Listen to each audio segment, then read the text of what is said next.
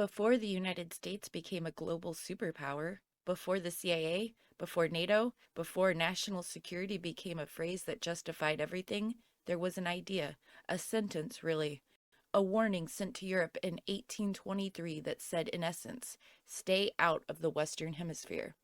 That sentence became known as the Monroe Doctrine, and over the next 200 years, it would be stretched, reinterpreted, weaponized, softened, revived, and rebranded over and over again until it became one of the most powerful and controversial doctrines in world history.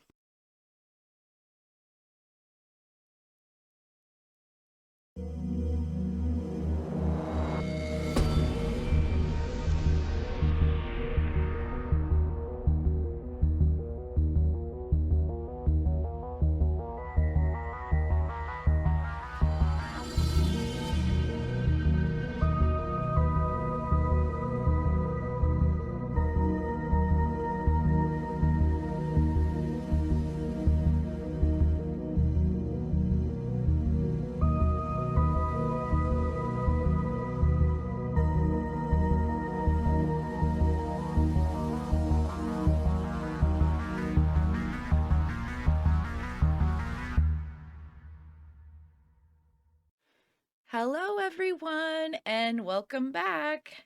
I hope everybody is doing well. Today, we're going to be going over everything about the Monroe Doctrine, how it started, where it went. So let's do this.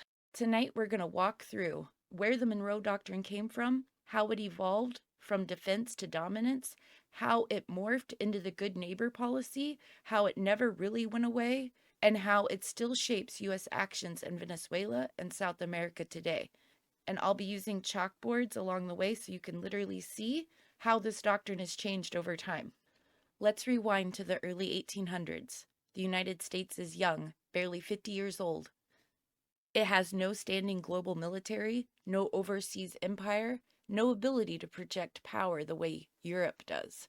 Meanwhile, Latin America is exploding with independence movements. Spain's empire is collapsing. Portugal is losing Brazil. New nations are forming across Central and South America. But Europe, especially Spain, France, and Russia, is eyeing these former colonies and thinking about taking them back. At the same time, Russia's pushing down from Alaska into the Pacific Northwest. So the U.S. is nervous. Not because it wants to dominate Latin America, not yet, but because it doesn't want European empires on its doorstep. This is the environment that produces President James Monroe's 1823 message to Congress. Yes, the Monroe Doctrine actually goes back before World War I, if you can believe it, all the way back to 1823 with a message to Congress. Here's the key thing people miss. The original Monroe Doctrine was not aggressive. It said three basic things. First, Europe should not create new colonies in the Western Hemisphere. Second, European powers should not interfere with newly independent nations here. Third, and this part is always forgotten, the United States promised not to interfere in European affairs. This was meant as a mutual hands-off agreement, and here's the irony. The U.S. couldn't enforce it. It couldn't enforce this doctrine at all. The real muscle behind it, the British Navy. Britain supported it because it benefited British trade interests. So at this stage, the Monroe Doctrine is more of a statement of intent than a real policy, but statements can evolve. As the 1800s go on, the U.S. expands westward. Manifest destiny becomes the national ideology, the belief that the U.S. is destined to expand across the continent. The country grows stronger, and its military grows. Its economy grows, and quietly the Monroe Doctrine begins to change. It stops being about defense, and it starts becoming about authority. Hey guys, so it's that time where I need to ask you to subscribe to the channel, and if you're already subscribed, just hit the like, please. If you don't do this, I will be abducted by aliens. Thanks!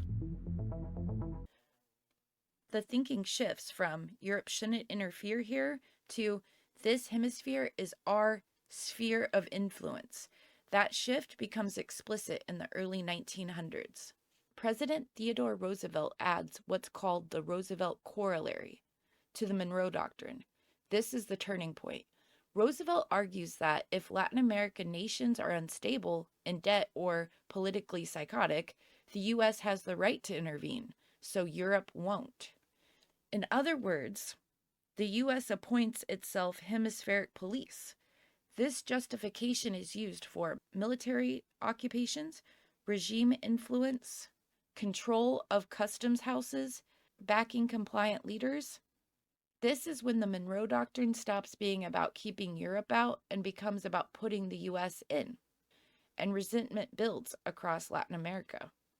Just like I was saying in my previous video about the Venezuela situation, people don't tend to like having other governments interfere with their government. So while in one hand it can be seen as a good thing that Maduro is gone because his regime was despotic and socialist communist, basically, but it can also cause problems when other countries involve themselves. That's why we have to pray for the best for that situation. By the 1930s, the damage is obvious. Anti-American sentiment is rising. Military occupations are costly. The world is heading toward war. So President Franklin D. Roosevelt announces the Good Neighbor policy. The message: the U.S. will respect sovereignty. No more unilateral military invasions. Mutual cooperation. And to be fair, this does reduce direct occupations. But here's the key point. The Monroe Doctrine is not abandoned, it's just softened. Instead of Marines, the U.S. uses economic pressure, diplomacy, intelligence, which is a big one. And in one of my videos that's going to be coming out soon, in a couple weeks, we go over that a lot, about how the CIA is very active in South America. And covert action. Influence doesn't disappear, it just becomes quieter. During the Cold War, the Monroe Doctrine is fully absorbed into anti-communism. Any left-leaning government in Latin America becomes a potential threat. The logic: if the Soviet Union gains influence here, it violates the spirit of the Monroe Doctrine. This is used to justify coups, regime change, proxy conflicts, support of authoritarian governments. This is where the doctrine becomes deeply traumatic for South America, and it never fully ended. Venezuela sits at the intersection of everything the Monroe Doctrine became: massive oil reserves, an anti-U.S. government, alliances with U.S. rivals. Modern U.S. policy towards Venezuela follows the same old logic.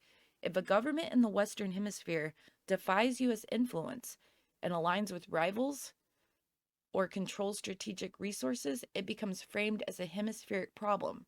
Not European colonization, but foreign influence. The language has changed, but the doctrine hasn't. The Monroe Doctrine began as a warning. It evolved into a worldview. It was softened, renamed, denied, and revived, but never truly dismantled.